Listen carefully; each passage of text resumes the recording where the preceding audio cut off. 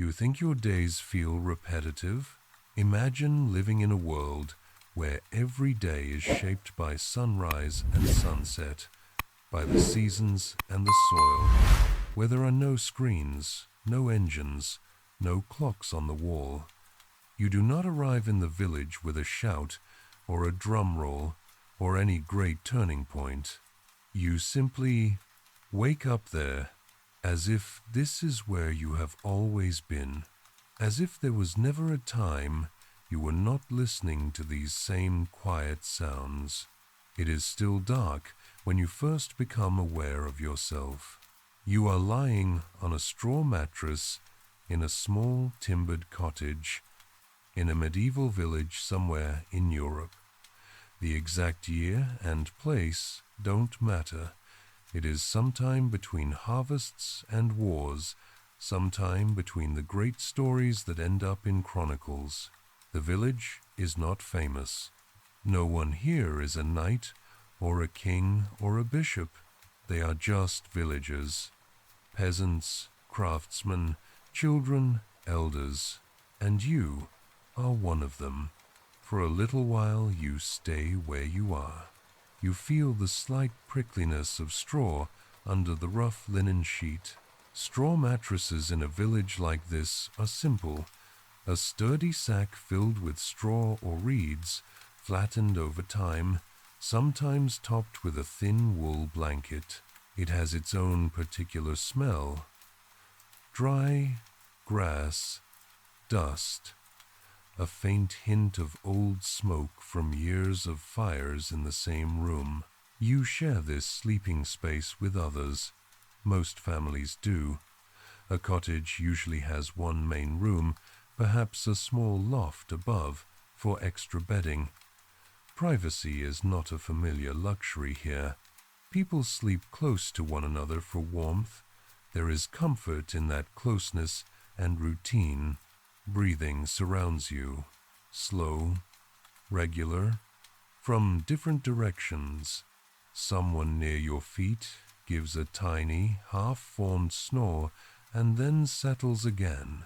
Outside, the village is still in its softest state.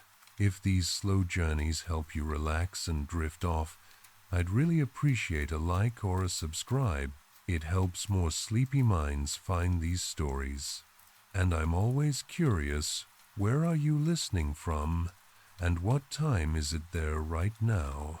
Drop a comment when you wake up again. It still amazes me that people all over the world fall asleep to the same quiet stories. All right, make yourself comfortable. Adjust your pillows. Pull your blanket around your shoulders.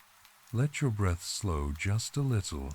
The houses are dark shapes huddled close together, thatched roofs meeting the night sky.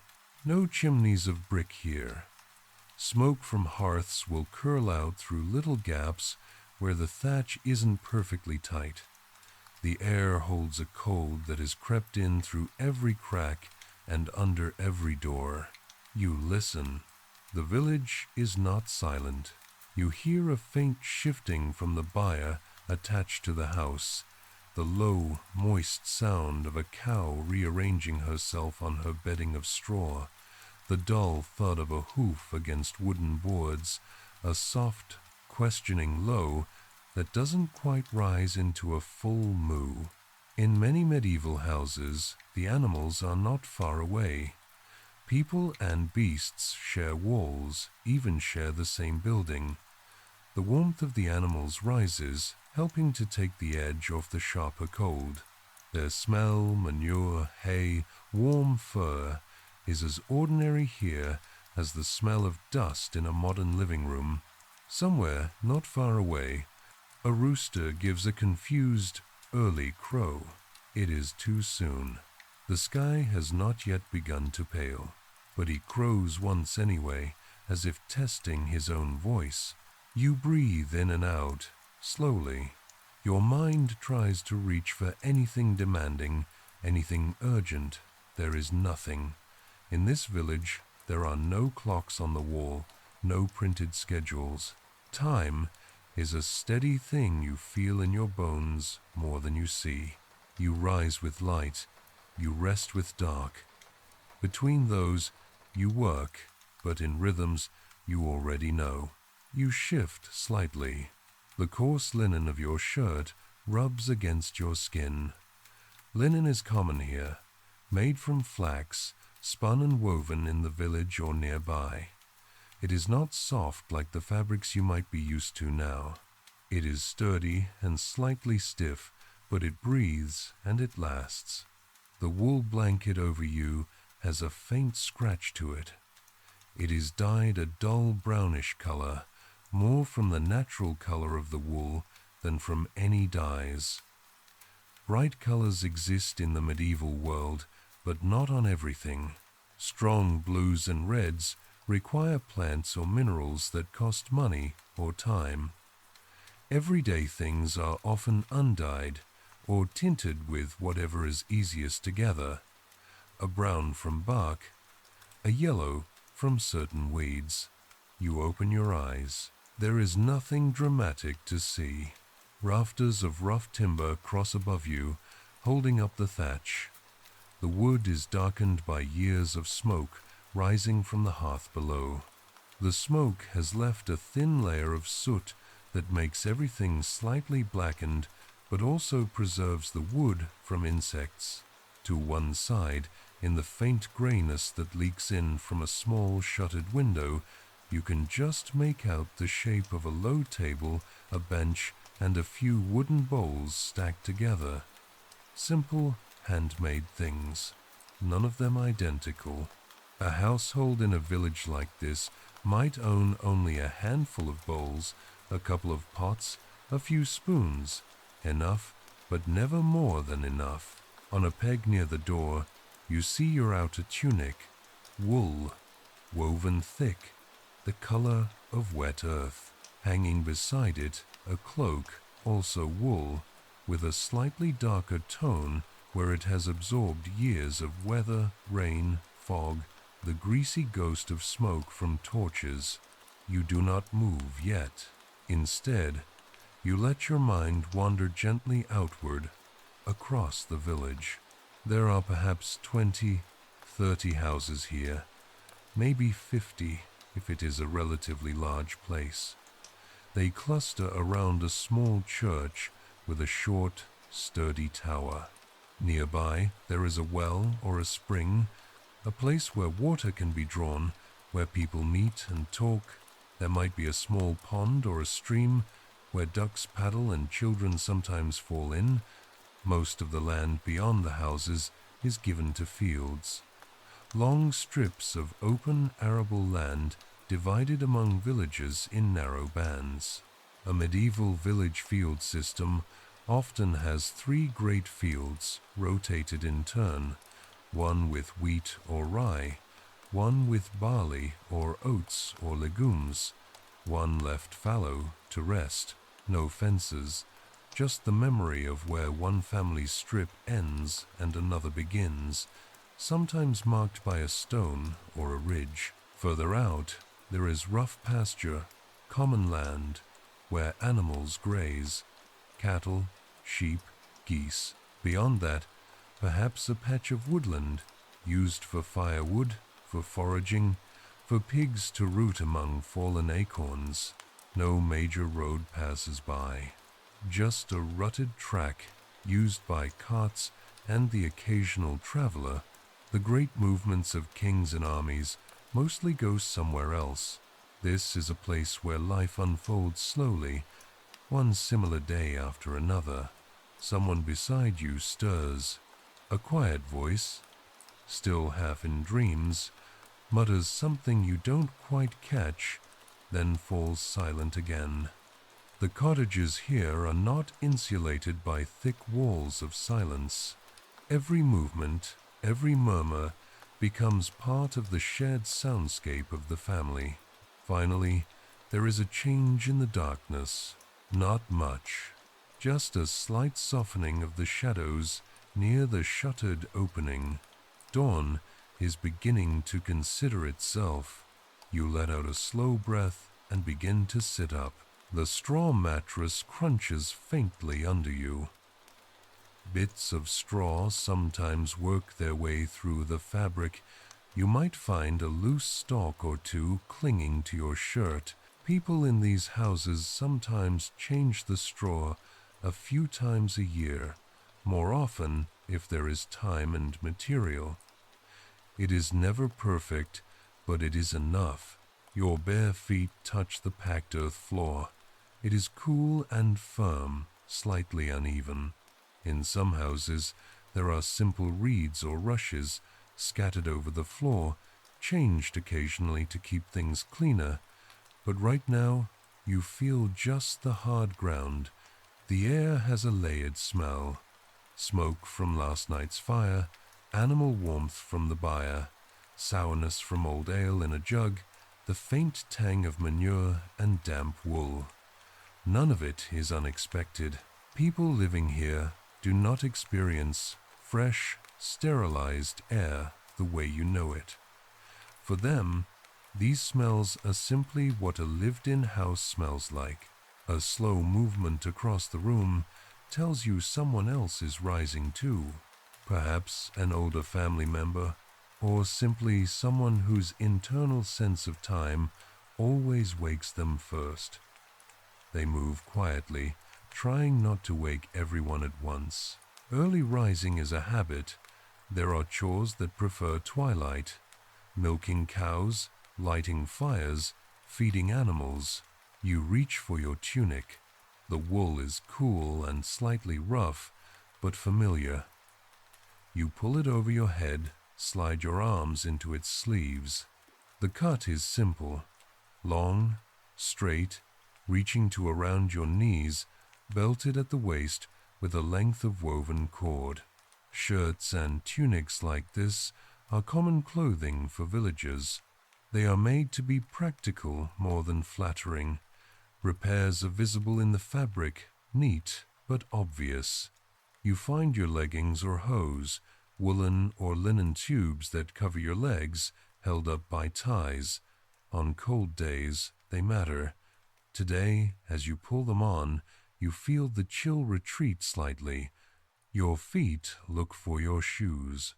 They are simple, leather, with soles softened by use. They might be turn shoes constructed inside out and then turned right way, stitched with thick thread. They are not waterproof in the way you might want, but they can be greased with animal fat or tallow to resist some damp. You slip your feet into them, feeling the leather mold to your toes. When you stand, you can feel the weight of your own clothing settle on your body. A slight drag of fabric here, a warmth there. Clothing in this time is not light synthetic. It is weight and presence and familiarity. In the dim light, you move towards the hearth. The central hearth is the heart of the house. It might be just a simple fire on a slightly raised section of earth and stone, or a crude stone platform, roughly enclosed on one side to direct smoke. There is no chimney to channel smoke upward, just a hole in the roof that lets some of it escape, the rest wandering through the room, blackening beams and rafters, seasoning the air. The fire from last night has gone out on the surface. Ash lies in a gray, soft mound, but somewhere under it, there may be an ember still alive, tiny, but holding the memory of flame. You pick up a small, flat stick and gently stir the ashes. At first, nothing. Then, a faint, deeper glow appears where you disturb them. There is still life there. You bend closer and blow softly. The ember reddens, brightening, a miniature sun in the ash. You lay a twist of dry straw over it, then a few slivers of kindling wood, and blow again. Air from your lungs feeds the spark. The straw begins to smoke, then glow, then catch. The kindling darkens at the edges, then bursts into small flickering tongues of flame. You place a couple of slightly thicker sticks over that, careful not to smother the flames. Gradually, warmth begins to return to this space. Lighting the morning fire is one of those tasks that is never discussed in chronicles, never painted in grand tapestries, but it happens in nearly every house, every day. It is as regular and as important as anything that ever happened in a king's hall. Behind you, someone speaks in a low voice, a simple greeting. You answer without thinking, the words falling into place like stones in a familiar wall. You reach for a small, battered pot. It is seen many mornings. The metal is darkened from the fire, its shape slightly distorted where it has been bumped or sat awkwardly on coals. Inside, you pour water from a wooden bucket by the door, drawn last night from the village well. Water doesn't run from pipes here. It must be fetched, carried, lifted. If there is any leftover porridge or pottage from the day before, it might go into the pot to be warmed. Medieval villagers often eat one main hot meal a day, sometimes two. Others are leftovers or cold food. Food is rarely wasted. Yesterday's pottage grains like barley or oats, cooked with whatever vegetables and scraps of meat were available, can be stretched with new water, a handful of fresh grain, maybe a bit of cabbage or onion. For now, you simply set the pot near the coals to warm slowly, not hurrying it. Outside, the rooster has decided that now, finally, it is properly morning. His crow is louder, more confident. Other roosters in nearby yards answer, a ragged chorus. You step to the small wooden shutter at the front wall. It is just a plank or two, hinged or set loosely, closed against the night. You push it open. Cold air slides in, bringing the smell of damp earth, wood smoke, and a faint sweetness from some unseen flowering weed. Outside, the sky is a delicate pale gray, the horizon slightly lighter. The world is not yet colorful, it is only beginning to think about color.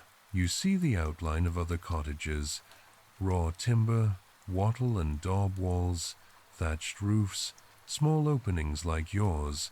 Here and there, you see a curl of smoke starting to rise through thatch, marking other hearths being woken. The street, if you could call it that, is mostly just trampled earth, with shallow ruts from cartwheels when the ground is muddy. In the center of the village, you can see the rough shape of the well and its wooden frame, a place where people will gather soon with their buckets. No one is rushing. The day will be long, but it does not need to begin with haste. You turn back to the inside of the house. Slowly, others are rising. A pair of small feet thump gently onto the floor as a child climbs off their bedding. They rub their eyes, hair sticking out in all directions, blanket trailing behind for a step or two before being dropped. Children in the village learn the rhythm of days early. They know where to stand, where not to stand, when to speak, and when to simply watch.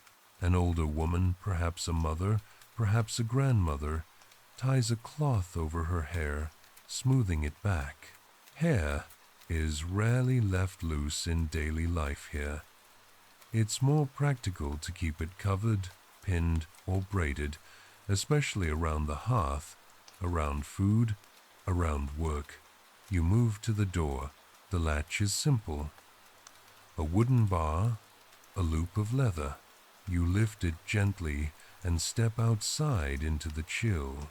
The village greets you without drama. It has not waited for you. It has simply continued existing, and you are stepping back into its ongoing life. A dog trots across the open space, nose to the ground. Dogs in the village are mostly working animals, though working is a loose concept. Some help herd, Some guard, some live on scraps and alert people to anything unusual. They are lean, quick, and always observing. A hen flutters down from a low perch near a wall, landing with a soft thud and a drift of feathers. Chickens wander freely by day, scratching at the ground for seeds, insects, anything edible. At night, they are usually brought into small coops or simple enclosures to keep them somewhat safer from foxes and other predators. But in the morning, they are once again part of the general movement of the village. You walk towards the byre door at the side of the house. The byre is the animal's part of the building, sharing a wall and sometimes warmth with the human space. Its doorway is a little lower. You duck slightly as you enter. Inside, the air is warmer and more humid. A cow stands there, massive and patient, rearranging her weight from one leg to another. Her coat is a mottled mixture of browns and white, speckled with dried mud. Her eyes are dark and gentle. She recognizes you, or at least the type of person you are. Someone who comes every day at roughly the same time, with the same quiet movements. At her feet, straw is spread thickly, layered with dung that will have to be forked out later. This mixture of straw and manure is not just waste, it is future fertility for fields. When it rots down, it will go onto the strips of land that feed everyone.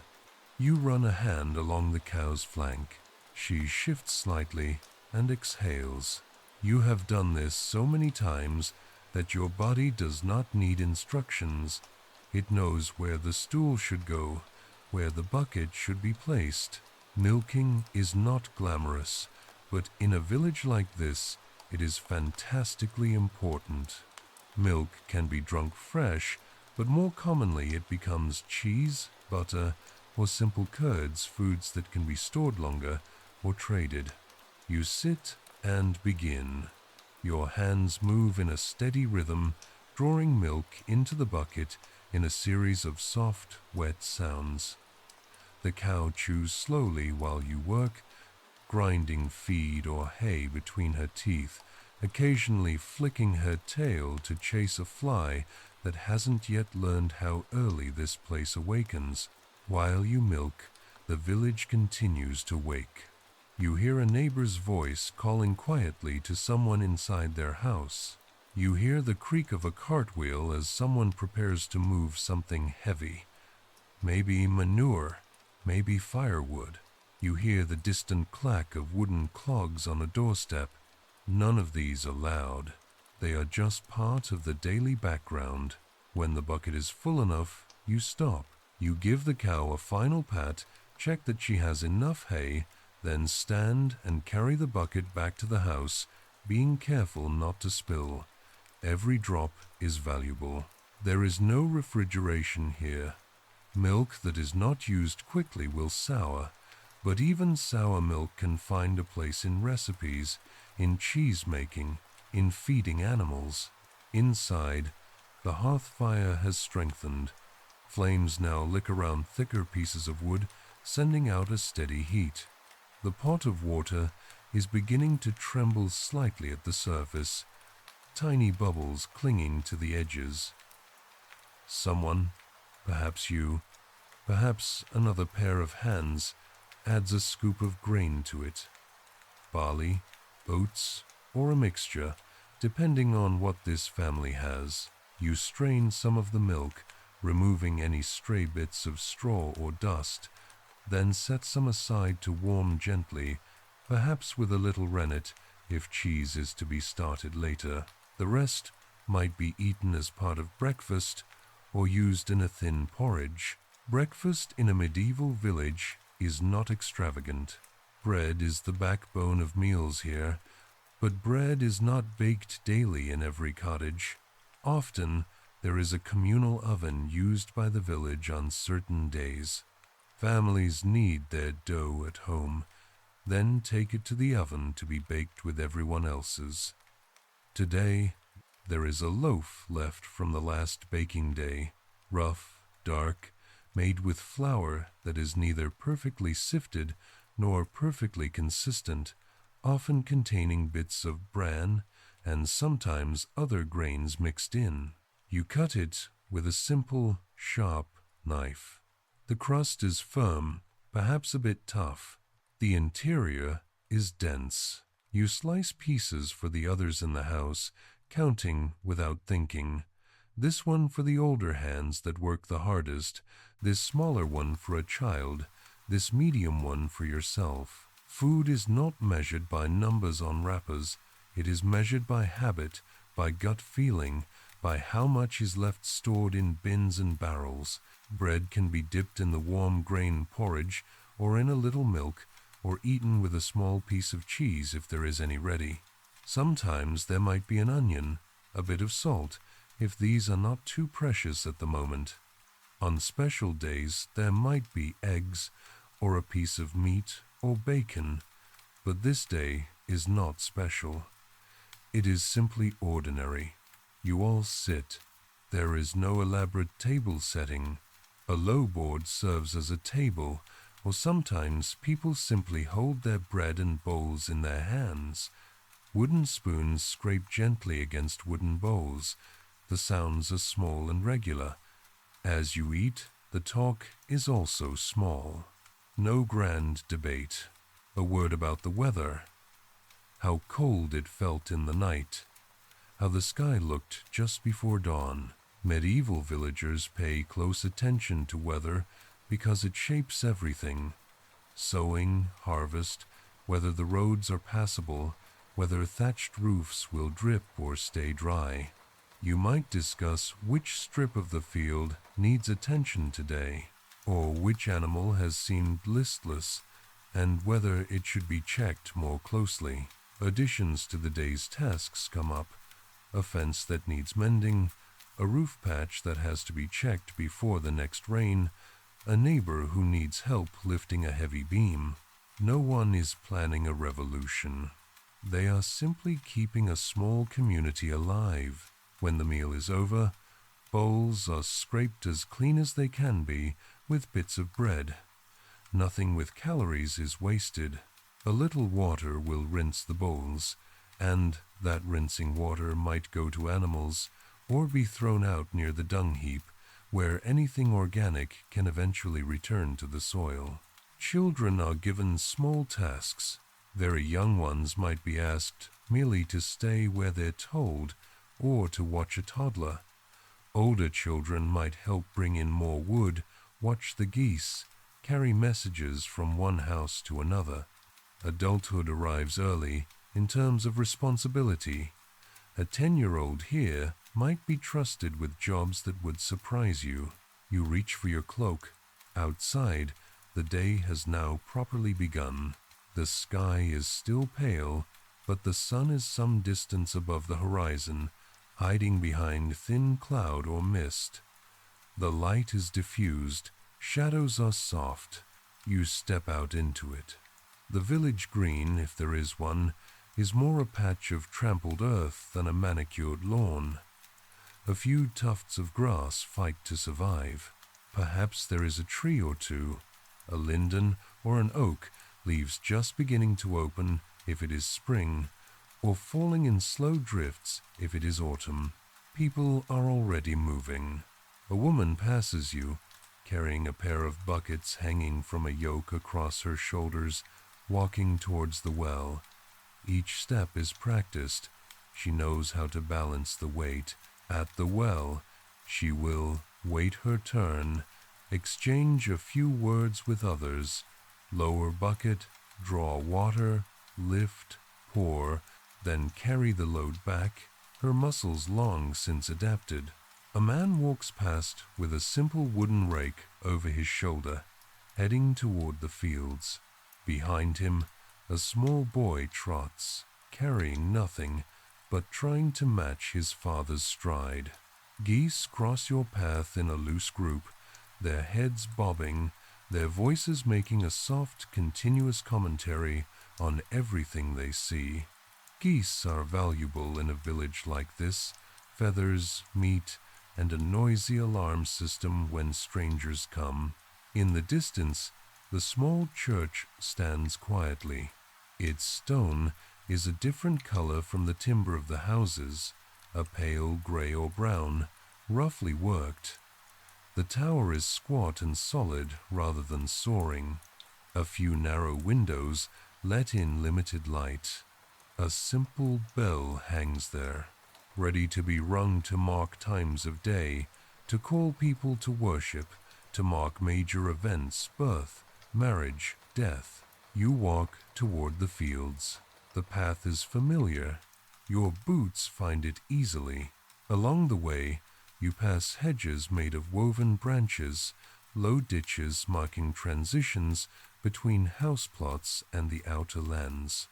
You see small garden patches attached to some houses, where cabbages, leeks, herbs, and a few other vegetables grow. These gardens are precious. They give variety to a diet that might otherwise be dominated by grain. You notice the details without needing to think about them. The way frost lingers longer in the shade of a particular hedge, the way certain weeds cluster near the edge of a ditch, telling you something about the dampness of the soil. The way crows sit in a line on the far fence, watching for any opportunity. The fields themselves spread out in long strips. Their soil has been turned by plows pulled by oxen, sometimes by horses, though oxen are more common here. Instead of the neat, square fields of later times, these strips are narrow and elongated, side by side, belonging to different families, but work together in a system that shares risk and reward. If it is spring, some strips might be bare and freshly plowed, waiting for seed. Others might be already sown, tiny green shoots just poking up. If it is late summer, one field might be standing with ripening grain, wheat or rye, heads heavy, stalks rustling in even the faintest breeze. Another might have shorter crops like oats, while the fallow field lies in roughness, covered with weeds and grazing animals to renew its fertility. You join those already working. Tools here are simple. A wooden-handled hoe, its metal edge sharpened by someone in the village, perhaps by you, perhaps by a blacksmith in a neighboring settlement. A rake, a scythe, if it is cutting season, a basket for collecting stones, weeds, or later, ears of grain. The work is not dramatic. You might spend an hour just removing stones from a particular strip, dropping them into a pile at the edge. These piles, field clearance cairns, grow slowly over years, silent monuments to the small, repetitive efforts of many hands. You might go down a row, hoeing weeds between young plants, your body bending and straightening in a steady pattern. Step, bend, scrape, lift, move. You feel your muscles respond. They know this work. There is no sudden burst of effort, just a low, continuous demand. It is like breathing, but through the arms, through the back. While you work, your mind can wander. You think about the seeds in the ground, how each one is a tiny packet of potential, how most will become part of the harvest and some will be kept aside for next year's sowing, how, in a village like this, harvest is never taken for granted. A bad year means hunger. A good year means a little more safety, a chance to repair, to improve, to perhaps buy a new tool or more animals. You also think about obligations. Land here may be held from a lord or monastery. That means rent or services are owed, a portion of the harvest or certain days of labor working on the lord's demand, or carting things or repairing roads. Tithes are due to the church. usually a tenth of certain produce, paid at specific times, stored in a tithe barn. But none of that is pressing at this exact moment. Right now, there is just the row in front of you. The next stone, the next weed, the next small, necessary movement. Voices drift up and down the field. Someone calls out a remark about how the soil looks compared to last year. Someone laughs at a small joke about a stubborn cow that won't stay in its pasture. Someone starts humming or singing quietly. The melody simple and repetitive, a working song that keeps pace in time with the steps. Above you, the sky has lightened fully now. Clouds drift in soft sheets, not yet threatening rain. A few birds wheel above the fields, perhaps crows, perhaps smaller birds searching for exposed insects. You pause for a moment, resting on your hoe handle. You feel your heart beating, but not fast, just steady. Your breath moves in and out, bringing with it the smell of turned earth, rich, slightly damp, full of the promise of things that will grow. At some point, there will be a pause for a simple meal in the field. A bit of bread, perhaps some cheese, maybe an onion. People will sit on the ground or on the edges of the stone piles, backs bent, not in work, but in rest. Conversation will flow more freely then, in that short pocket of time when tools are down and hands are empty. But even that will not be a big event. It will just be one more small, steady part of the day. Hours pass this way, quietly, unremarkably. In a medieval village, most days are like this, a string of tasks linked together by habit and necessity. There is comfort in that regularity. The mind is not pulled in a dozen directions. It rests inside familiar actions. You work until your muscles begin to signal to you that a change is needed. That signal is not panic. It is gentle, a heaviness in the arms, a slow ache in the lower back. You straighten up, stretch, feel your spine elongate, hear perhaps one tiny pop as something settles. You roll your shoulders and look around. Others are doing the same.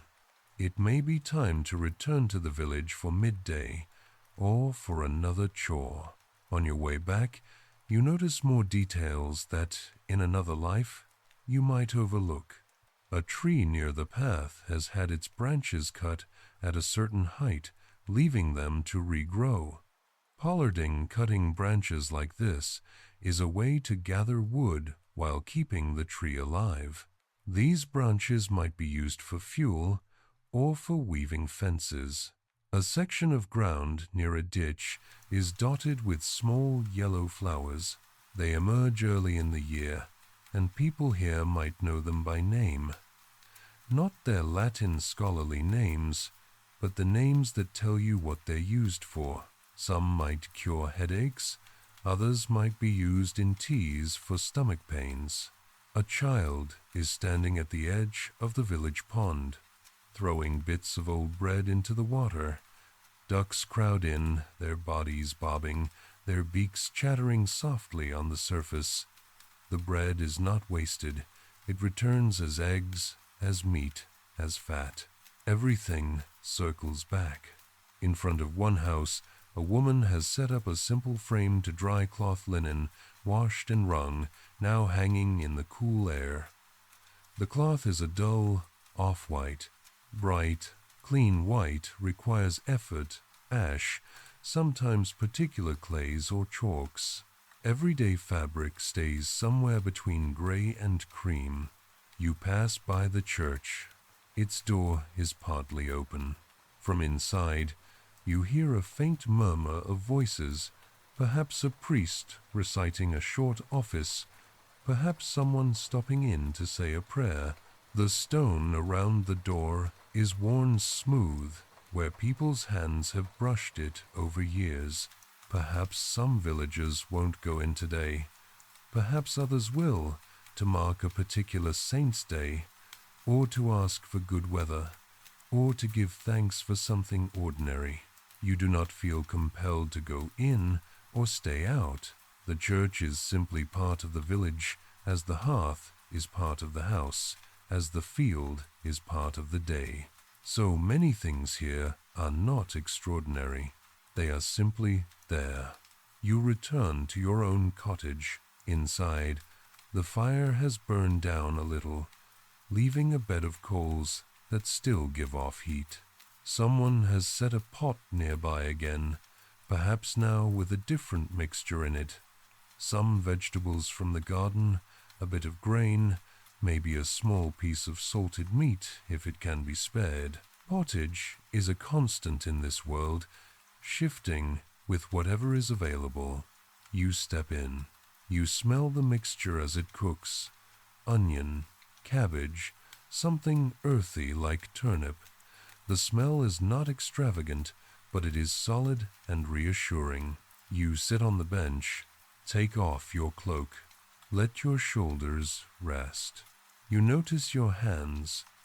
Small cuts on fingers, a bit of dirt under nails, the pattern of calluses that tells a quiet story of years of using the same tools.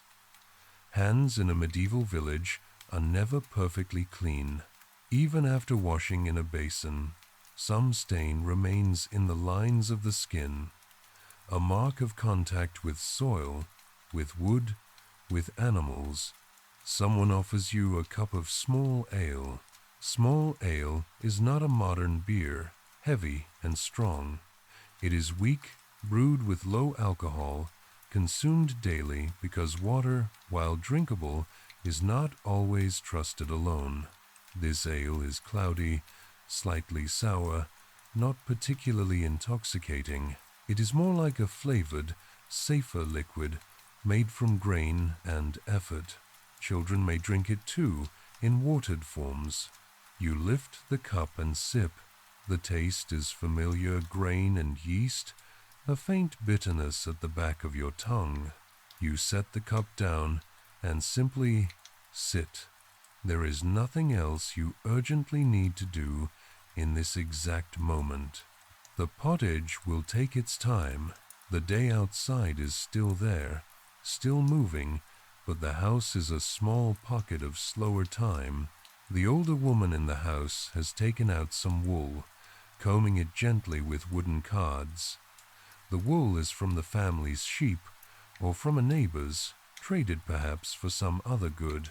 She draws the fibers out into a long, soft roving, then spins them with a drop spindle, a weight at the end of a stick that twists and twists, turning loose fibers into thread. The movement is steady and hypnotic. Draw, twist, let the spindle spin, wind up the yarn, repeat. The thread that will later become cloth, that might become clothing or bedding, is born in these quiet, repetitive motions. There are no factories here, no machines, only hands that know, instinctively, how to keep the spindle turning without dropping, how to feel the thickness of the thread without looking. In another corner, somebody is repairing something.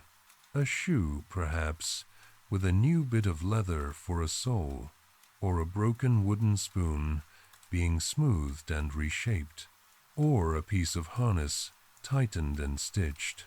Tools and goods are not thrown away lightly here.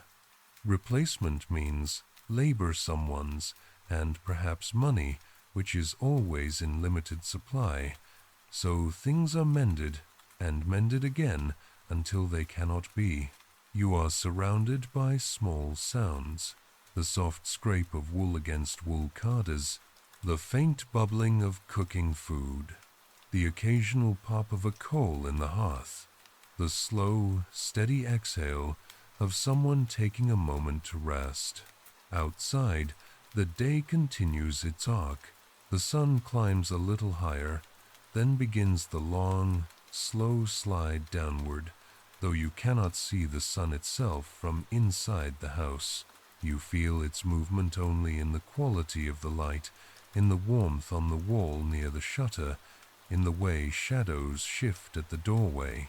At some point, there is the quiet decision that the pottage is ready. Bowls are brought out again. A wooden ladle dips into the pot, stirring slowly, then lifting portions into each bowl. Again, portions are balanced, enough for everyone now, enough to keep some back for later if it is needed. There is always a measure of watchfulness in how food is served. Winter might still be ahead, the harvest might not be as good as hoped. You eat, spoonful by spoonful. The pottage is thick enough that it piles slightly in the bowl. The grain has softened, the vegetables have surrendered their shapes, becoming part of the general stew. Occasionally, your teeth encounters something firmer, a bit of root, a shred of meat, a piece of barley that is held onto its structure. The heat from the bowl enters your hands, then your body. As you eat, you feel something else, the slight slowing of your thoughts. They do not stop. They simply drift into a pattern that matches your movements. Scoop, lift, chew, swallow, breathe in, breathe out.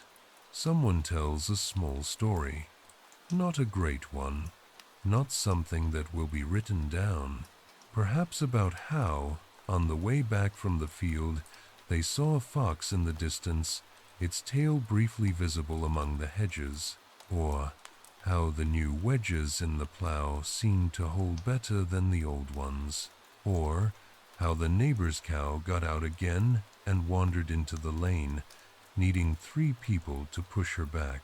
The story has no moral, no twist. It is just something to fill the space between spoonfuls. You eat until your bowl is empty. No food remains. A bit of bread wipes the last smear from the wood, then disappears into someone's mouth. Later, someone will rinse the bowl with a little water. Later still, someone will wash the cooking pot. But not just yet.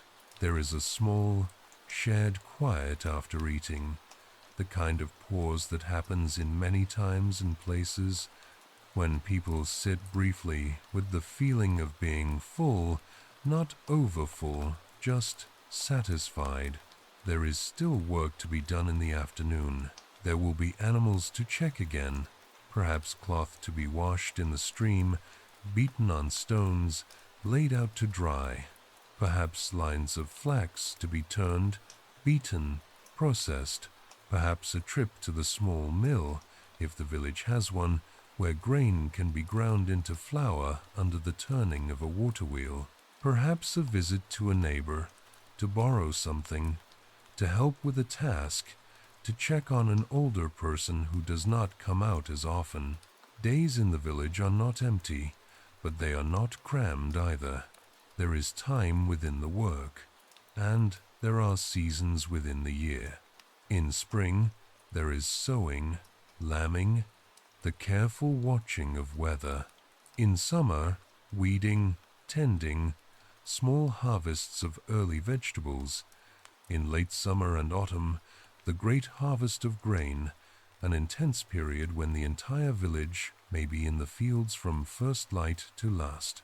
In winter, there is more work done inside, spinning, mending, repairing tools, telling stories, remembering, planning. But today, in this moment, it is just a day like many others. You step outside again. The light is different now, less pale, more golden, though still filtered through thin cloud. A breeze has picked up, carrying with it the smell of distant fields and the faint metallic tang of water from the stream. Somewhere, a blacksmith strikes iron on anvil. The sound rings out, a single, clear note that repeats at irregular intervals, clink, pause, marking time in its own way. You wonder, not because you are lost, but because you are part of this place and it is part of you.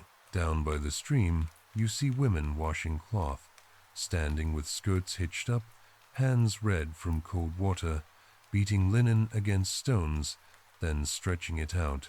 They talk while they work, words rising and falling with the rhythm of their arms. Washing is labor, but also a kind of social space.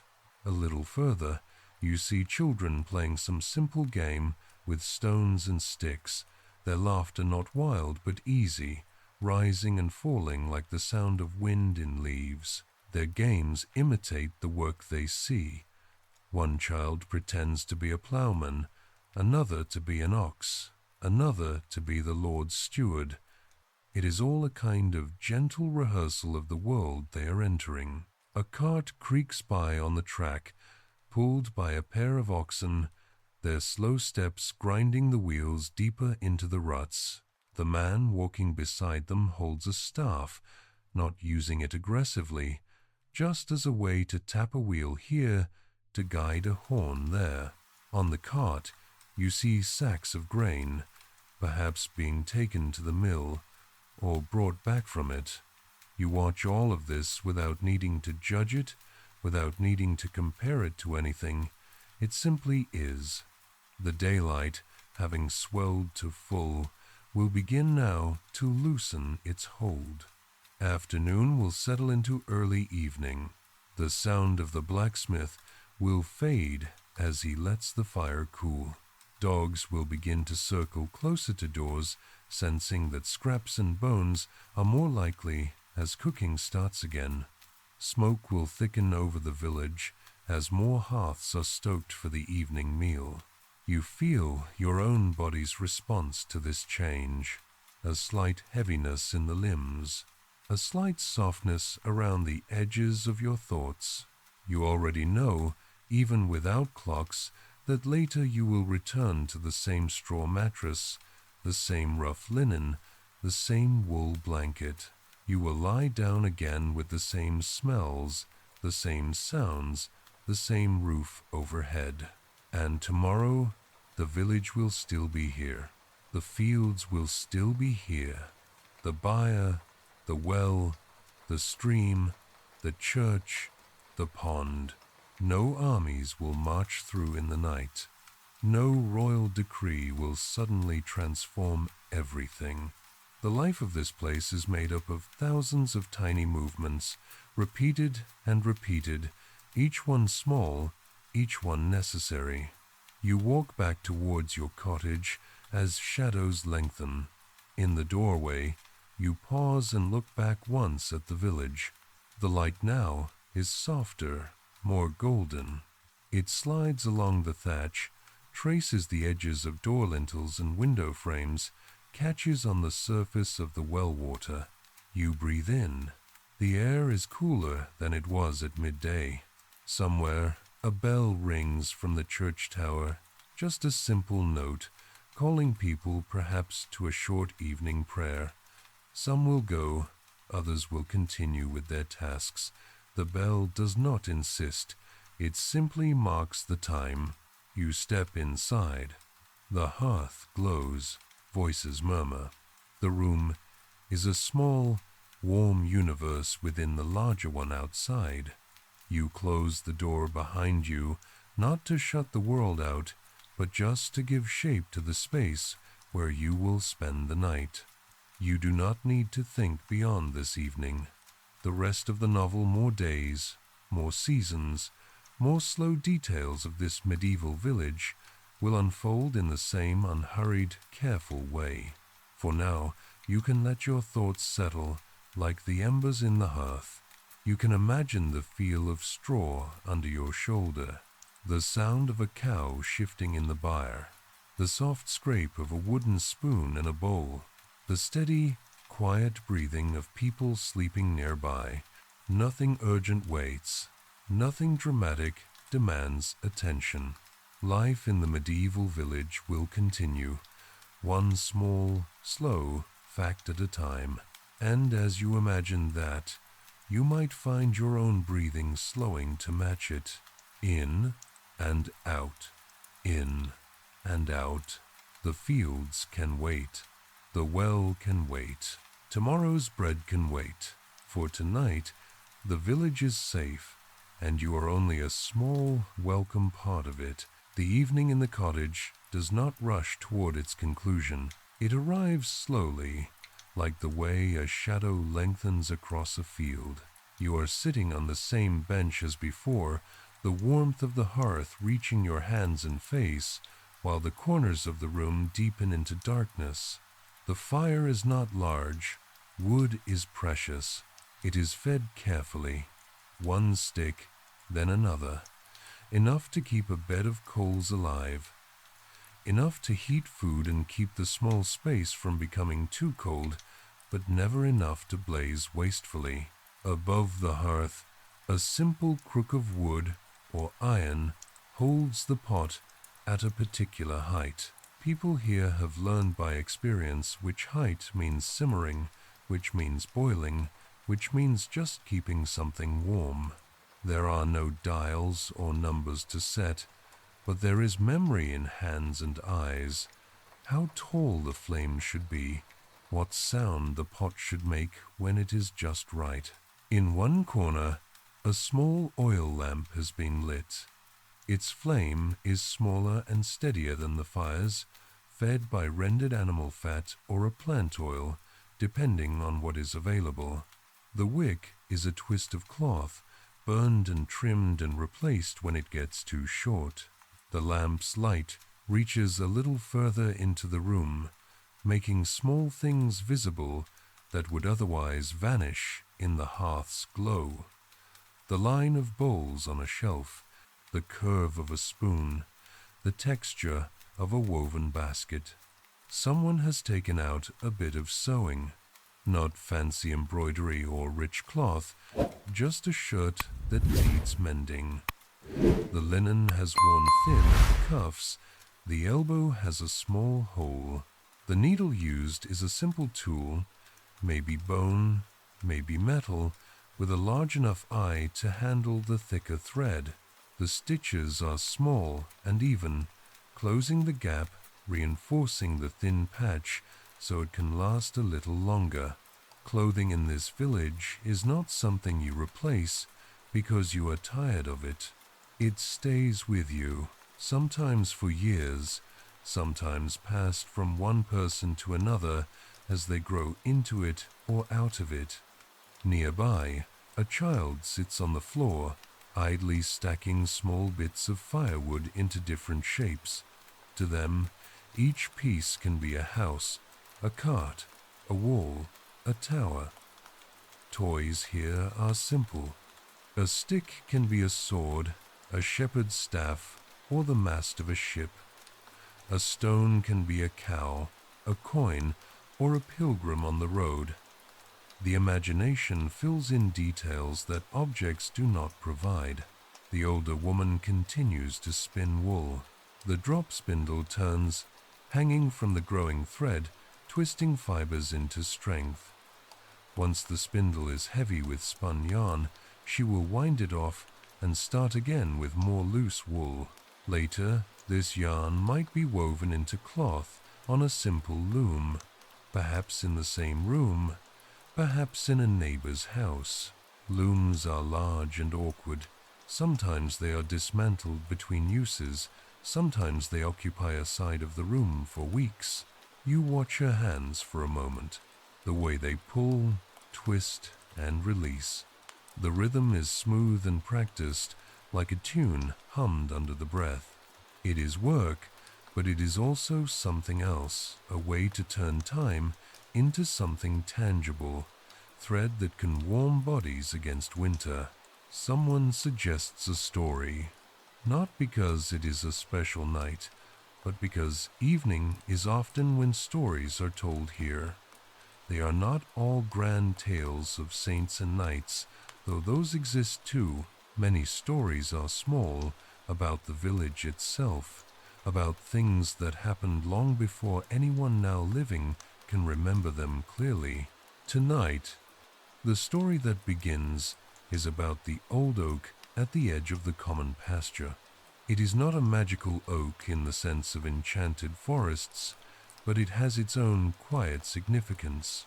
People remember how, decades ago, during a particularly dry summer, the ground near its roots remained just a little cooler, a little moister, saving the grass around it when other areas turned brown.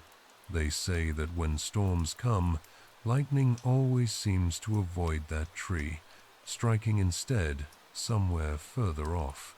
The story has no dramatic conclusion. No dragon crouches in its branches. No buried hoard lies beneath its roots. It is simply that this tree has stood there for as long as anyone can recall, and that when people pass by it on their way to the fields or the woods, they feel a small comfort in its enduring shape. As the story is told, someone occasionally adds a detail. How old was your grandfather when he climbed it? Didn't they hang a swing from one of its lower branches one summer? Was it under that tree that the old shepherd used to sit and carve spoons? The details drift and gently settle, like smoke against rafters. You sit and listen without needing to remember everything. You will hear these stories again, or versions of them, at other times. The story flows into a pause. Someone yawns, not trying to hide it. The pottage pot has been pushed aside from the direct heat to keep what remains warm but not boiling. It will be eaten tomorrow, perhaps with a little more added to it. In a medieval village, the pot is rarely completely emptied. Instead, its contents are renewed, thickened, thinned, transformed day by day, like a quiet, continuous broth of life. Eventually, preparations for sleep begin. There are no bedrooms. The main room transforms. The bench that served as a seat now becomes a place to lay a blanket. A chest that held tools during the day is pushed aside to make floor space for bedding. Straw mattresses are pulled out from where they were rolled or stacked, shaken gently to redistribute the filling, then laid down in simple rows. You feel the slight ache in your back and legs as you stand, then kneel to arrange your own rest.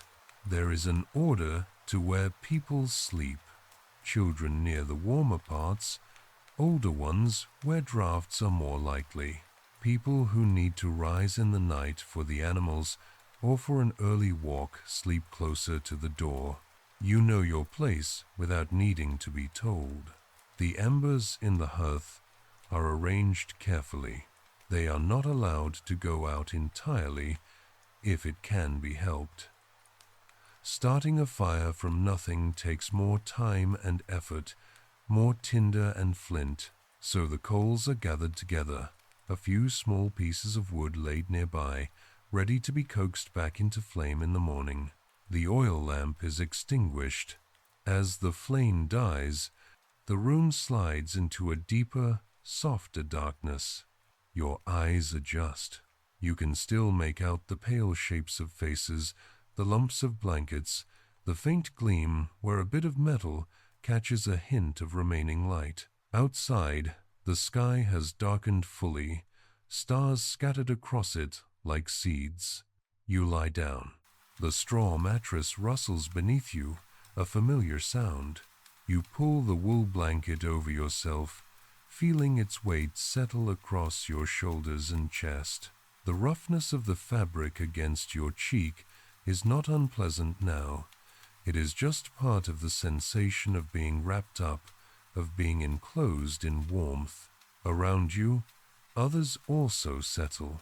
There is the soft thud of a body finding a comfortable position, the sigh of someone relaxing muscles that have worked all day.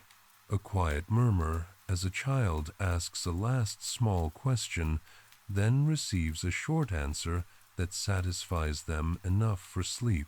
The house does not become silent, not exactly. It becomes layered with soft sounds, the crackle of a coal shifting, the low exhale of someone entering the first deeper breaths of sleep, the gentle rhythm of a cow in the byre, shifting weight, her own breathing slow and steady through the wooden wall. Outside, an owl calls from somewhere near the edge of the fields. Its call is a long, soft sound, rising and falling in the dark. Somewhere farther off, a dog barks once, then falls quiet again. You let your eyes close. You do not have to imagine anything now. You are already in the place you would imagine. The medieval village holds you, not as something separate from you, but as the context in which you exist. There is no need to check anything, no need to turn off devices, no need to wonder what tomorrow's schedule says. Tomorrow's tasks are written in the land, in the animals, in the needs of the household. Your breathing finds its own rhythm. In and out. In and out. Time passes. You do not measure it in minutes or hours. You only feel, occasionally, that the darkness outside has changed in quality. Clouds may drift across the sky, covering and uncovering stars. Wind might rise and fall.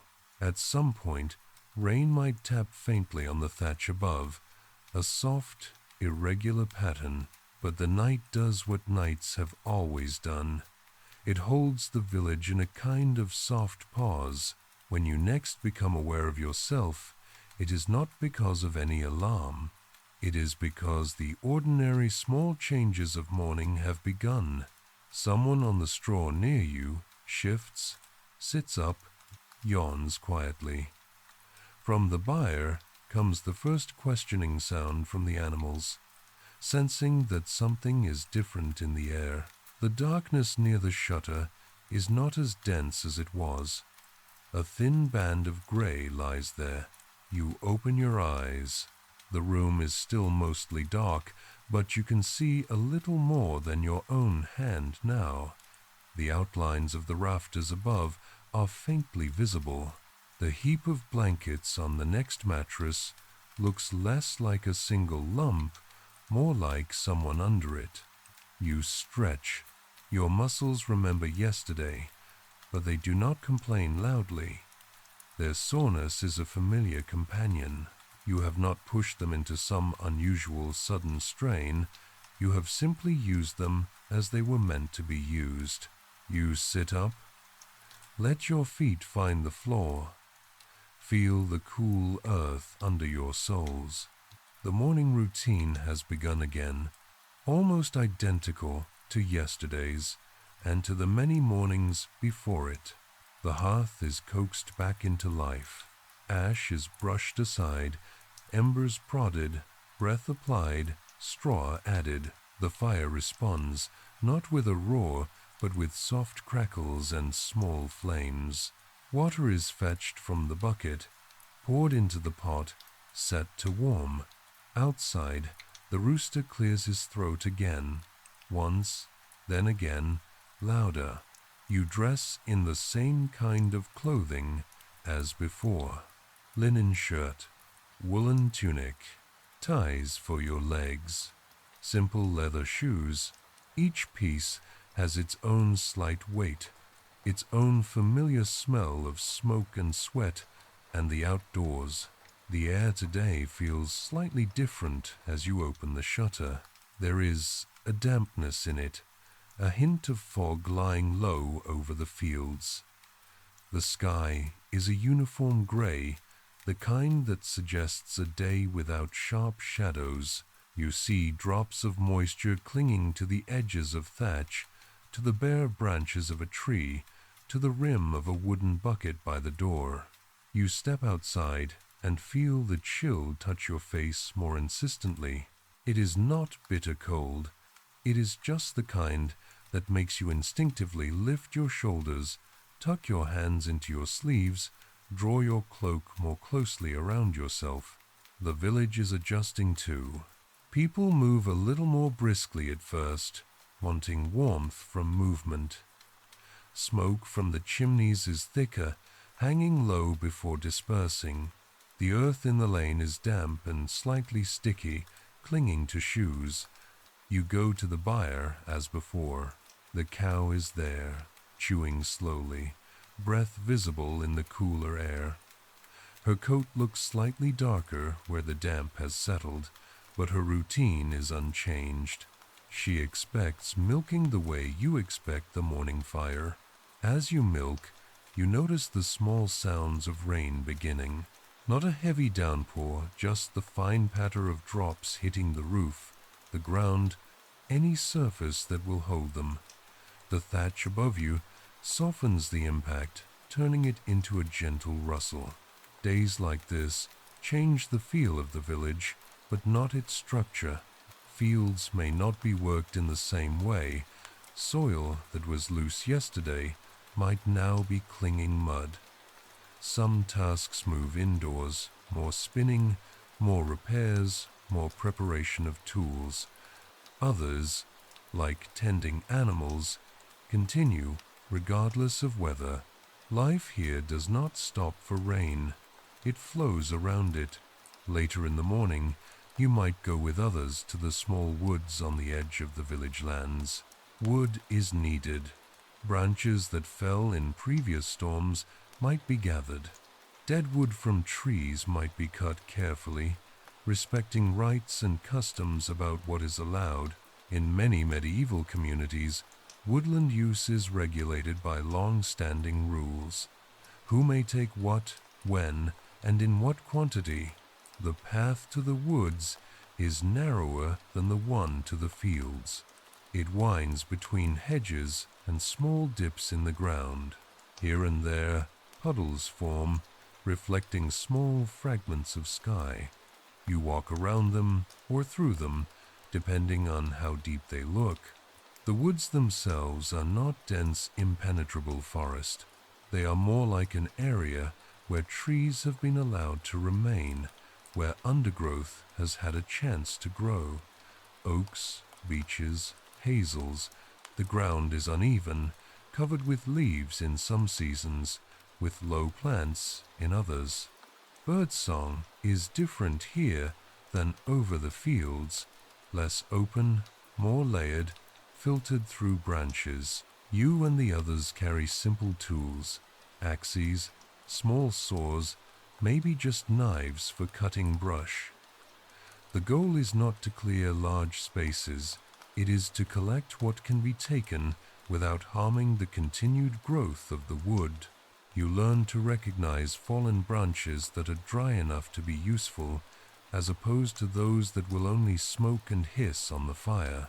You learn which trees can be coppiced, cut down to near the base, so that multiple new shoots will grow, providing a cycle of wood over years. The work is quiet. There is no shouting. The sound of a tool biting into wood is dull and steady, followed by the crack of a branch giving way. Twigs fall in small showers. Leaves tremble, then settle again. You gather the wood into bundles. Longer pieces become small stacks, perhaps tied with rope to be carried on backs or loaded onto a cart if one has been brought. Shorter pieces might be collected into baskets. Even small twigs matter. They are tinder, the beginning of future fires. As you work, you notice the forest floor more closely.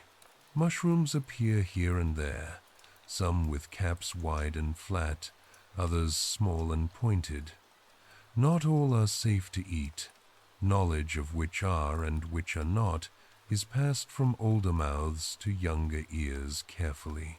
Some plants have leaves that villagers recognize as good for teas or poultices. Others are left alone.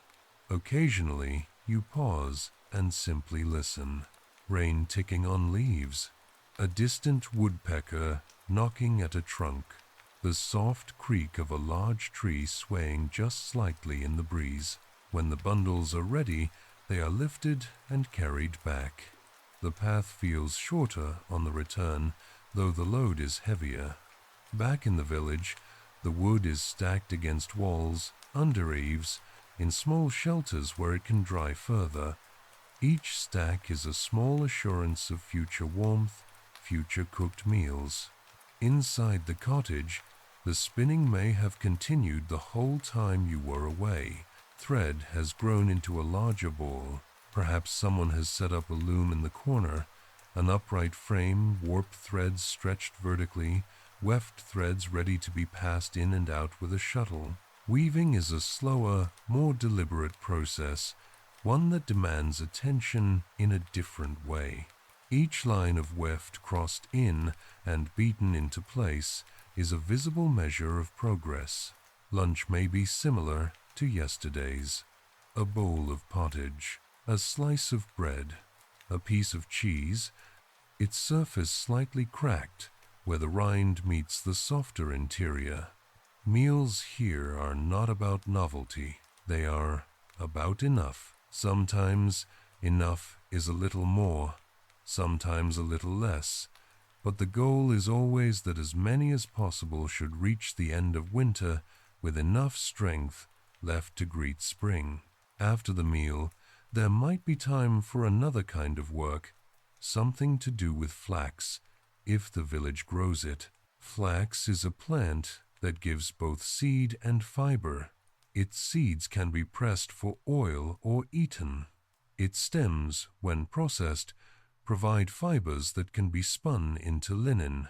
Today, there might be bundles of dried flax stems waiting, long, stiff, pale brown. They need to be broken and separated, a process that is both simple and surprisingly involved. First, stems may be rippled, dragged through combs to remove seeds. Then they may be retted and dried, soaking and drying to loosen fibers. Now, they are broken with a simple wooden tool, flax breaks, that crush the woody parts without destroying the long fibers inside. The broken bits fall away, leaving more and more usable fiber. You might take a turn at this, lifting stems, setting them in the break, pressing down, hearing the crisp crack as they fracture. Dust rises, smells faintly of dry plants and age. Later, the fibers are scutched, scraped to remove remaining bits of woody material, then hackled, drawn through combs with metal teeth, aligning them and cleaning them further. What remains is hair-like flax, soft and shining dull gold in certain light, ready to be spun. Each stage is physical, repetitive, and calm, a series of little transformations. The linen shirt you put on each morning does not fall from the sky. It comes from this, from plants in the field, from hands in the cottage, from hours of quiet work done in small pieces between other tasks. As the day leans toward evening again, the weather might shift. The rain that began as fine drizzle might stop. Clouds might thin, giving glimpses of the sun, or they might stay thick and low, wrapping the village in a kind of gray blanket. Children are called back from wherever they have been wandering. Animals are brought from the most distant parts of pasture, closer to the village, easier to watch overnight. Gates that are little more than woven branches are closed. In the church, the bell may ring again. Perhaps it is a saint's day, one of many that punctuate the year. On some such days, work is reduced or changed. People gather, standing in the small, cool interior of the stone building, the air different from the cottage air. Not warmer, not full of smoke and cooking smells, but cooler, scented with a faint combination of stone, wax, and human presence. Inside the church, light comes from candles, tallow, or beeswax, depending on what can be afforded. Tallow candles smoke and smell more strongly, Beeswax candles burn cleaner and more pleasantly, but are more expensive. The flicker of candlelight on the stone walls, on painted images if any decorate the space, creates a different kind of quiet than that of the cottage. You might stand there with the others, a part of the congregation, listening to words spoken in Latin, a language you do not fully understand, but whose patterns have become familiar through repetition. Between those words and the ones spoken outside, in your everyday tongue, there is a rhythm that frames the year. Masses, feasts, fasts. But even in these moments, no great drama enters. The same people who stood in the field beside you this morning now stand beside you here. The same hands that held hoes now fold across chests or hang at sides. The same voices that joked about stubborn cows now mumble prayers or responses. When the brief service ends, people file out again.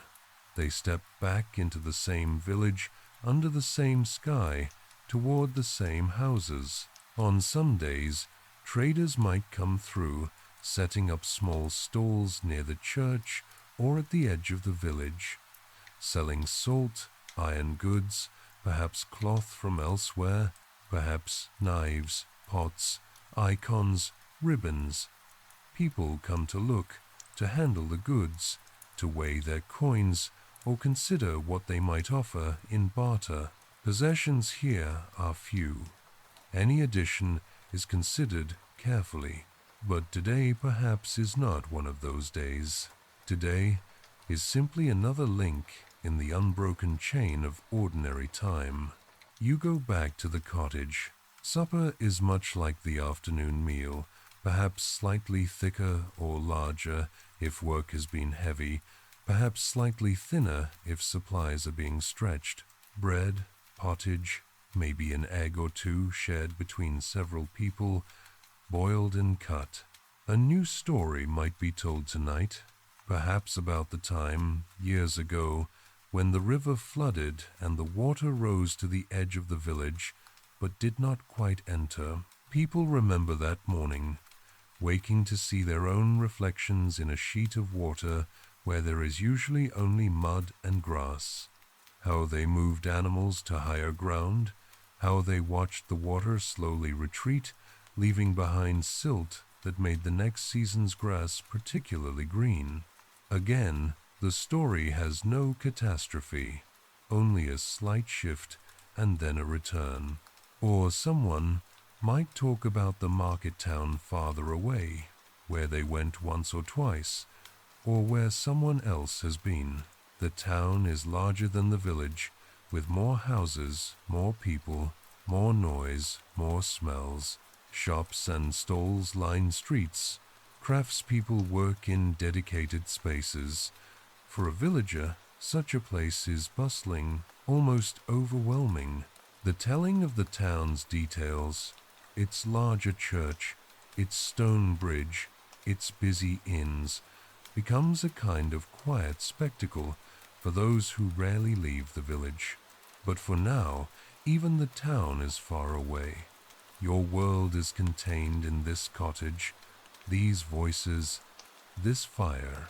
The days continue like this, sometimes sunnier, sometimes wetter, sometimes colder, with frost white on the ground in the early morning, breath fogging more heavily, wood smoke rising straighter into the still air. If it is winter, snow may come, not always in dramatic, deep drifts, sometimes as a light dust that coats thatch and branches, turning the village briefly into something softer to look at. Children might be more excited than adults, leaving footprints in the fresh covering, throwing handfuls of powder at each other. Work does not stop, but it shifts. More done indoors, more concern with keeping animals fed and watered, more attention to food stores. In a winter cottage, the hearth becomes even more central. People sit closer to it, The fire is watched carefully, fed with small pieces of wood judged by feel and experience. Smoke hangs a little thicker in the air, making eyes water sometimes, but warmth is worth it. You might sit with your back to the wall, watching the way light from the fire moves across the faces of those you know, deepening the hollows under cheekbones, turning the line of a nose into a sharp shadow, highlighting the texture of wool, of linen, of hair. Sometimes, while you sit, someone might bring out a psalter or a small religious image, a painted panel or carved object depicting a saint or biblical scene. Books are extremely rare. Most villages may never handle one, but perhaps in this village the priest has one, or the Lord's household nearby owns one, and occasionally it is shown at the church, its pages turned slowly, its colors bright and unfamiliar. The images in those books are not realistic in the modern sense. Figures are stylized, backgrounds abstract, but they are full of tiny details, patterns on robes, the shapes of towers, the lines of waves. The village's own ordinary world echoes some of those shapes, the curve of the church arch, the layering of thatch, the pattern of fields seen from a hill. On days when weather is milder, even in winter, people venture out more. Paths must be kept clear enough to walk. Livestock must be let out to exercise, even if grazing is limited. Children find ways to play, even when bundled in more layers. Games adapt to the season, sliding on ice, making marks in the snow with sticks, building little walls and fortifications that will melt away later. Through all these variations, the village remains itself. No one day is identical to another, but they are more alike than different. Your own life here passes in a similar way. You do not become anything dramatically new from one day to the next. You do not move suddenly from peasant to lord, from villager to knight. You remain what you are, but deeper, more familiar with your tools, more at ease with your tasks, more embedded in the patterns of this place. You come to recognize people more by their posture at a distance than by their features up close. The way one neighbor carries their shoulders, the way another tilts their head when listening, the way someone walks up the hill, leaning a little forward as if speaking quietly with the ground. You recognize the different barks of different dogs, the particular rhythm of your own cow's lowing compared to others, the tone of the blacksmith's hammer on anvil when he is shaping something delicate versus when he is straightening something bent. These small distinctions layer themselves quietly in your mind. You never sit down to memorize them. You simply live among them, and they become part of how you understand the world. Sometimes, in the late afternoon, when the day's necessary work is easing off, but evening has not yet been claimed by cooking and fire tending, you might walk to the edge of the village and just stand. From a slightly higher spot, you can look back and see the roofs clustered together. Thin tendrils of smoke rise from them, curling and dispersing. The small church tower pokes up slightly above the rest, its shape familiar, a little lopsided if you look closely. Beyond that, fields stretch out, their colors depending on the season, brown and freshly plowed, green and growing, golden with ripening grain, or muted and rough when fallow. Beyond that again, the line of woods. Beyond that, perhaps a hint of hills. You know that further still there are larger towns, cities, castles, monasteries, rivers, seas, but they are not part of your daily life. They are stories you have heard, places other people might travel to, For you, this is enough. As light dims once more, and you return to the warmth inside, the knowledge of all those other places does not disturb you. It is like knowing that the sky goes on beyond the horizon, a fact, but not one you have to act on every day. You step back through your own door, with its familiar latch. You bend instinctively, knowing exactly how much you need to lower your head to avoid bumping it. You smell the same mixture of smoke, wool, wood, earth. You see the same faces, slightly changed by the years, but always themselves. You feel the same straw under your hands as you unroll your bedding. You lie down again, in the same spot, under the same blanket. The rafters overhead have not moved. The cow in the byre is still where she has been. Outside, the owl still calls sometimes. The stream still runs a little way off, water tumbling over stones, whether anyone is there to listen or not. You breathe, in and out, in and out. You do not have to hold on to every detail of this life. It holds on to you.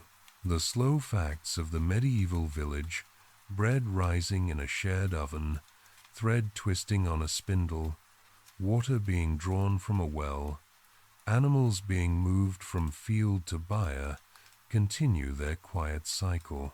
Tomorrow, and the day after, and the day after that, they will still be here. People will still wake before dawn and coax embers back into flame. They will still walk to the fields and woods. They will still kneel at the church on certain days and at the edge of the field at others, testing soil with their hands. They will still mend clothing, re-head tools, comb wool, scrape flax. They will still sit around the hearth and tell the same small stories with tiny variations each time. Nothing in this village arrives with a fanfare. Nothing departs with a thunderclap. Change happens, but slowly, gently, like the way the seasons turn over. And as you lie there, letting your mind drift over these small, steady facts, you may find that your own thoughts begin to move in the same way. Not leaping, not racing, but simply flowing from one image to the next. A wooden bucket at the well, a hand smoothing down a cow's flank, a child's laugh by the stream, the dull ring of iron on iron, the warmth of a bowl of pottage between your hands, the sound of rain on thatch, the feel of straw beneath your shoulder, the soft, shared breathing of sleepers around you. The medieval village continues. The night is kind to it, and you, for now, do not need to do anything at all but rest within it, like a small ember in a very old hearth, glowing quietly in the dark. In and out, in and out. Sleep, if you wish. The fields will be there when you wake. The bread will rise again. The bell will ring, and the village, slow, ordinary, and full of little details, will welcome you back into the same gentle rhythm.